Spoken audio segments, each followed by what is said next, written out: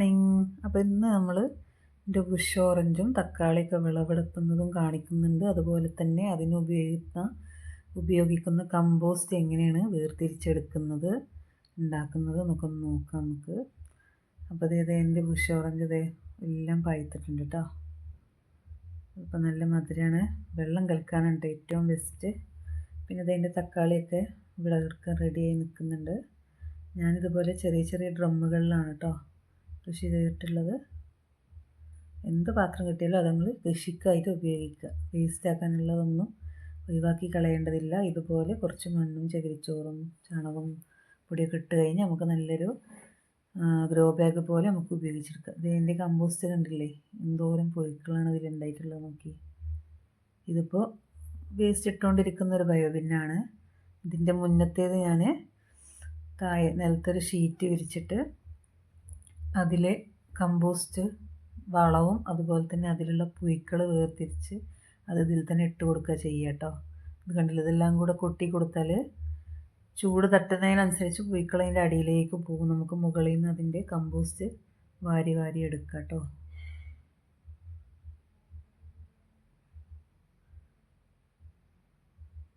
എന്തോരം പുഴുക്കളാണ് നോക്കി. നമ്മൾ കോഴിക്കുഞ്ഞുങ്ങൾക്കും അതുപോലെ മീൻ വളർത്തുന്നവർക്കൊക്കെ നല്ലൊരു അവർക്ക് ഇട്ട് കൊടുക്കാൻ പറ്റിയ നല്ലൊരു തീറ്റ കേട്ടോ ഈ പുഴുക്കൾ. എനിക്ക് പിന്നെ ഇവിടെ ഇപ്പോൾ മീൻ വളർത്തലും കോഴി വളർത്തലും ഇല്ലാത്തതുകൊണ്ട് ഞാൻ എൻ്റെ പഴയ ഇപ്പോൾ ശേഖരിച്ചു കൊണ്ടിരിക്കുന്ന വേസ്റ്റ് ബയോബിന്നിലേക്ക് ഇതിട്ട് കൊടുക്കുക കേട്ടോ. ഇനി ഇതൊരു അടച്ചു വെച്ച് 45 ദിവസം കഴിഞ്ഞാൽ നല്ലൊരു കമ്പോസ്റ്റാക്കി മാറ്റിയിട്ട് ഇതിൻ്റെ അടിയിലുള്ള ഈ ബോക്സിൽ വരുന്ന ഈ വെള്ളം നമുക്ക് ഡൈല്യൂട്ട് ചെയ്ത് ഒരുപാട് വെള്ളമൊക്കെ ചേർത്തിട്ട് നമുക്ക് എല്ലാ മരത്തിൻ്റെ കിടക്കൽ ഉപയോഗിക്കുക. ഇതിപ്പോൾ കണ്ടില്ല, ഇതിപ്പോൾ ഞാനിതുപോലെ ബയോബിന്നിലെ കമ്പോസ്റ്റ് വേർതിരിച്ചതാണ് കേട്ടോ. അതിലെ പുഴുക്കളെ വേർതിരിച്ച് പഴയതിലേക്ക് ഇട്ട് കൊടുത്തു. ഇനി ഇതൊക്കെ അടച്ച് നന്നായിട്ട് സൂക്ഷിക്കുക. ഇത് നമ്മളെ ബാധ്യതയാണ്. അതുകൊണ്ട് വേസ്റ്റുകളൊന്നും അവിടെ ഇവിടെ ഇടാതെ ഇതുപോലെ ഒരു ബയോബിന്നിൽ ശേഖരിക്കുകയാണെങ്കിൽ നമുക്ക് കൃഷിക്ക് ആവശ്യമുള്ള കമ്പോസ്റ്റ് നമുക്ക് നമ്മളെ വീട്ടിൽ തന്നെ റെഡിയാക്കി എടുക്കുക.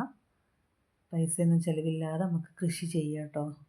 അപ്പോൾ എല്ലാവരും ഒരു ബയോബിന്നെങ്കിലും അവൻ്റെ വീടുകളിൽ സൂക്ഷിച്ച് നമ്മുടെ വേസ്റ്റ് റെഡിയാക്കി. ഇന്ന് നമ്മൾ കാണിക്കുന്നത് വീട്ടിൽ തന്നെ ചെയ്യാൻ പറ്റുന്ന വളപ്രയോഗമാണ് കേട്ടോ.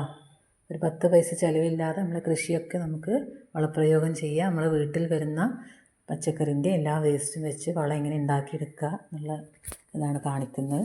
ഇതിൻ്റെ വീഡിയോ ഞാൻ എൻ്റെ ചാനലിൽ അപ്ലോഡ് ചെയ്യുന്നതാണ്. ഫസ്റ്റ് തൊട്ട് എങ്ങനെയൊക്കെ ഉണ്ടാക്കിയെടുക്കുക അതിൻ്റെ പ്രയോജനങ്ങളൊക്കെ.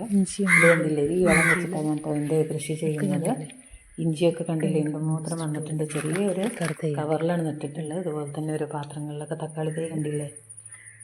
ഈ വളം ഇട്ട് കൊടുത്താൽ നല്ലൊരു വളർച്ചയാണ് കേട്ടോ സസ്യങ്ങൾക്കൊക്കെ. തക്കാളിയൊക്കെ കണ്ടില്ലേ, അതിൽ നിന്ന് തന്നെ പടവളം മുളിച്ചു വരും. നമ്മൾ കൊണ്ടിടുന്ന വേസ്റ്റിൽ അതിൻ്റെയൊക്കെ വിത്തുകളൊക്കെ മുളിച്ച് വരുന്നുണ്ട് കേട്ടോ. ഇതെല്ലാവരും ഇങ്ങനെ ട്രൈ ചെയ്യുക.